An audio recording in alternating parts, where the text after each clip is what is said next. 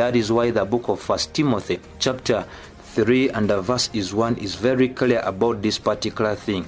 It says that this is a true saying. If a man desires the office of a bishop, he desireth a good work. Look at 2. A bishop then must be blameless, the husband of one wife.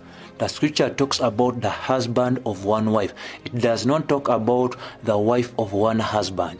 Whoever is in support of women pastors, that is to mean that individual has given his trouser to the woman and the woman has given to him her dresses. The biblical way, the husband of one wife, not the wife of husband. Study the entire 1 Timothy chapter 3. It's very clear about this particular thing.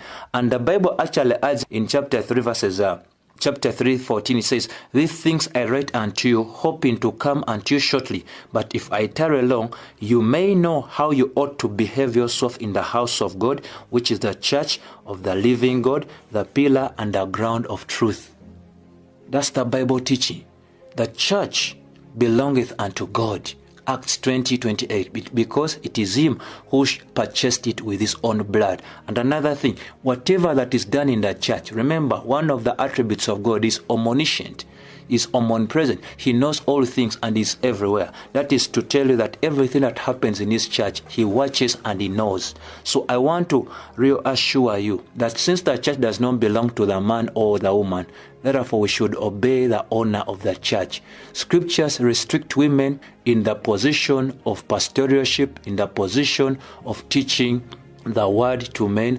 However, the scripture allows women to exercise their spiritual gifts as far as hospitality, singing, and all of those other things. So a woman can lead a man to the Lord, the woman can lead fellow women, the woman can pray to God, because like I told you, praying is not speaking to men, that is speaking to God. She can also actually in her believing community exercise her spiritual gifts and teach actually fellow women and teach her children and all of those particular things. The Bible does not actually stop her from doing any of those particular things.